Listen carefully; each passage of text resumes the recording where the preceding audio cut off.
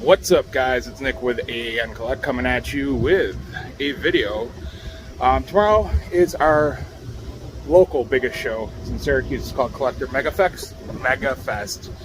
I'm getting loaded up here. A lot of people ask me how long it takes. Oh, there we go. How long it takes generally to get set up for a show. It depends. Once you get set up once, like I have a bunch of totes already set up from March, and I'm getting ready to move into my store. So a lot of stuff is ready to go for me. So prep time for this is maybe total 2-3 hours getting into the truck from here, and getting in the warehouse, getting stuff out. Getting stuff priced at the show will probably take a half hour, 45 minutes usually. I'm not bringing any singles to this show. I will be selling a lot of wax, and that is been basically what I do at this local show, has been selling wax. I do buy a lot of cards, so that's an advantage for me. That's one of the main reasons why I do the show, is to be set up and people bring cards to you. I sell a lot of wax, I sell a lot of Pokemon, I do a lot of show specials. There's people that look for me, dealers, actually buy off me and resell at the show, actually. So before you check out the other dealers, if you go to the Syracuse shows, definitely come to my booth first, because you're probably paying for upcharge of what they bought off me. But yeah, definitely, it takes about 3-4 hours in total if I have to start from scratch. And if I'm doing singles, add another hour or two onto that, because I'm going to pick what I'm going to bring. If it's football season, I'm bringing football. If basketball season, you bring what's in season. That is basically what it is. And then at the show, maybe an hour of setup. I'll get there at about 7:30. I'll be set up before they open the doors at 9 or 9:30. And pricing, just make sure you're priced and whatever. But yeah, so we're going to do a full video on this show. Again, this is the Syracuse Megafest. It's a toy and card show. Last year was my first time setting up at it. I didn't do too well, but I have much better placement at this show. Last year, it was a last-second thing, so I got kind of the scraps for the table. I still had a successful show. When you do your time and all that, I paid for my time there. But I'm interested to see how it goes. Last year was snowing, too. This year, we're not supposed to have any snow. It's supposed to be cold and windy, which I don't know if you hear this, but it's pretty windy out here right now. That's it for now. I'll probably pick up in the morning when I'm on my way back out there. The goal is to buy some cards for the store, for the cases, and is to sell a lot of overstock Pokemon. I'm going to be doing it basically at cost. So, but I have a ton of Pokemon. I get pallets of it when it comes out. So, usually it's just a way of getting ready for the next product, which is Zenith. Comes out in a couple weeks, gives me cash flow. Sometimes you got to take that into effect. It's not a loss. Technically, it is a loss when you're driving and all that, but as a whole, the product is not going to be a loss because we've already sold a ton of it. So, I'm gonna pick up in the morning, probably, unless I come up with something else tonight. Hour drive in the morning, Syracuse, New York, Mega Show, Collectorfest. I forget what it's called. It's Collectorfest normally, but they add Mega to it somewhere when it's the toy and the card show. I'm looking forward to it. I have a lot of friends. John from, forget his podcast name. You'll see him in the morning, so he'll correct me. But John will be there doing SGC grading. I'll be up next to him to kind of help him if he has any sales going on while he's getting submissions. So I'll get him on video too. But see you tomorrow. What's up? We're at Collector's Fest. We got the Ghostbusters car over there. Some Star Wars. There's an R2-D2. I'll get a better picture of that later. They just opened the doors. It's pretty good for the first few minutes. There's Newman, Sports Card Nation, doing his SGCs. You hear on Twitter and the internet that the shows are dead. Apparently not here in Central New York. One thing I gotta say is security at these card shows is getting a little out of hand.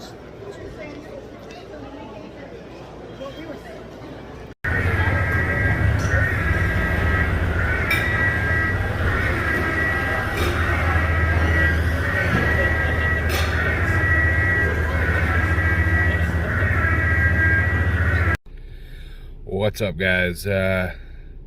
No footage from the show. It was crazy. You hear about shows being dead across the country, and from certain YouTubers, they're always reporting negative things. A lot of them. But yeah, this show, it's a small show in Syracuse. Over 1,000 paid attendance in the show. You're going to see a clip probably before this of me and Sports Card Nation, John Newman. I was kind of showing him getting set up for SGC. There were some people with questions, some dealers. That was literally the last second I had to pick up my phone. I answered a couple phone calls from my wife, but yeah, it was literally from 9:30 to about 3:15. Just customer after customer after customer, and that's a good thing. It shows, one, I was priced right. People were interested in my products because I brought what they were looking for. There are people that had a bad show. I don't know. I haven't had a bad show this year. I'm due for one. But I seem to have gotten that Collectorfest crowd. I've gotten to know what they're looking for and what their price points are, what their price pains are. And that's important. Sorry, I dropped something. When you're doing a show, once you get a feel for what people are looking for at the show, you kind of focus on bringing that stuff. The big thing I experimented with, because the last two shows I didn't really sell too many singles. I didn't bring any singles. I brought all sealed wax toys, because this was kind of a toy card show, and that's it. And I beat the last two shows. April show still was my highest, but I also was selling merchandise from a player that was signing there. The show had no signers, except for Lawrence Moulton was there. All-time leading scorer, Syracuse, holds the record, blah, blah, blah. For this area, it's a big signer. He was signing for free. But yeah, they reported over 1,000 people at the show. John from Sports Card Nation did his first SGC sub. We thought he'd get like 100 cards. He blew that out of the water. It was a very good show here in Syracuse. And as you guys know, it was kind of my, hey, how much time was it worth it? It was worth it. I made over $600 a table. My goal is normally $300 to $400 a table. So it was a very good show. If I hit $300 to $400 a table, I'm happy. 600. It wasn't my best show of the year, but it was top 3. Volume was up. The amount of money per transaction was down, but there was more transactions. So, and that is consistent with my eBay store. Wow, this thing's focusing in and out. It's consistent with my eBay store. It's consistent with my sales elsewhere. Let's try to stop that. That is been the story. Like, the cart is down, but the amount of carts is up, and it kind of evens out. It's more work, but yeah, it's still the sales. And I would say I kind of looked at eBay because it seems like it's down, but I think it's more because I'm not getting those big sales. But I'm up year over year, so for sales. But anyway, great show. Ghostbusters were there. I'm hopefully got decent video that I can put down. Star Wars was there. We had some droids. I didn't get footage of the Stormtrooper, which it was pretty badass. Like it was legit costume. It was a fun show. It was a fun overall show. And again, the demographics, a lot more kids, a lot more girls. I'm seeing it more and more in every show. 2 years ago, it was more older guys my age, maybe a little younger, but you didn't see the 13 to 28 year olds. That was very evident. And this show, we had a lot of trade up challenges going on. So that was good. The one thing I will say, and it was our whole block of tables, less selling.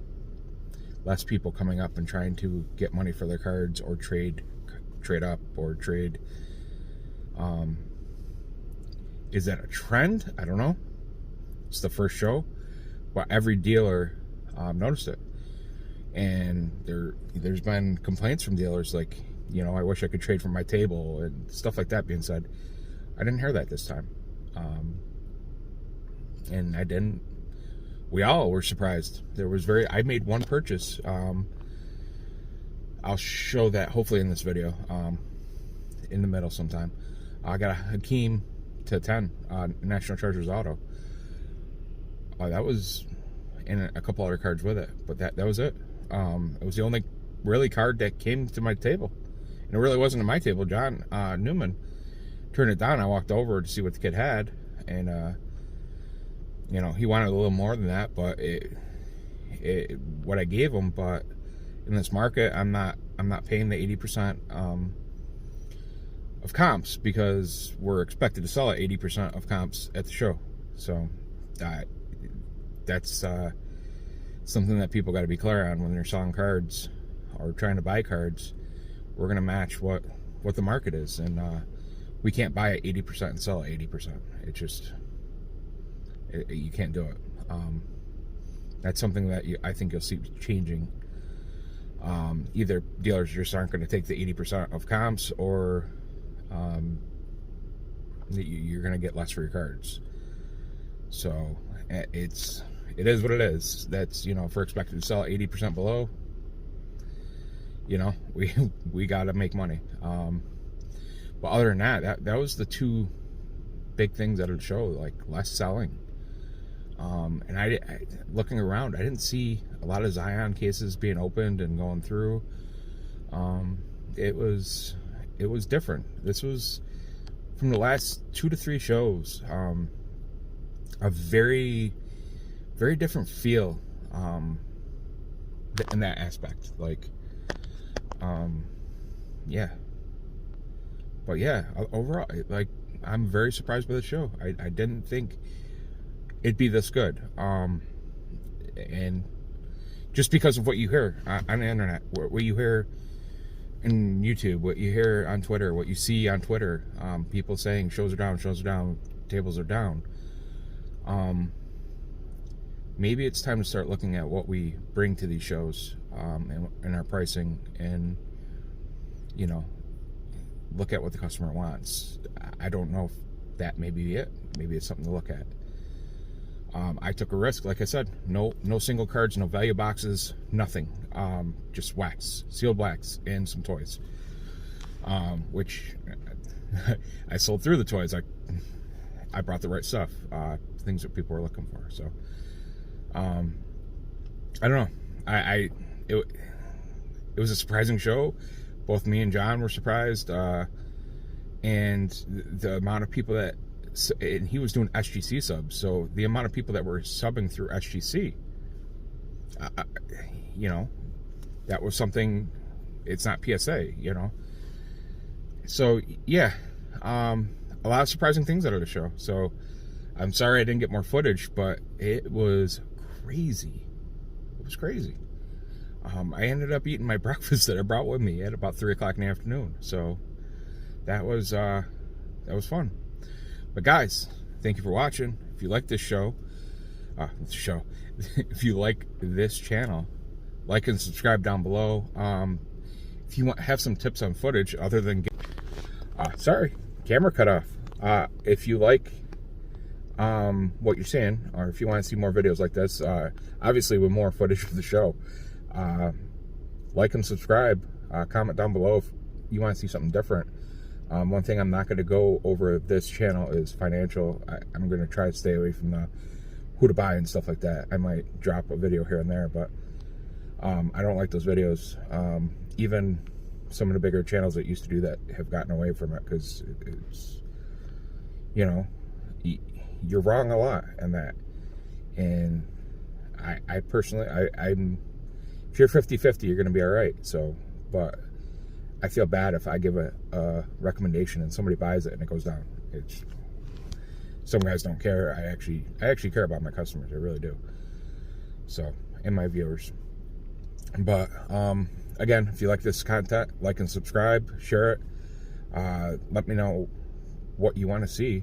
We're going to be doing a lot of these, especially with the store coming up, which I grabbed the keys for the store tomorrow. So right back at it, and we're going to start moving. So it's been a busy week, and it's going to be even busier. So thank you guys for watching. See you on the next one. Peace out.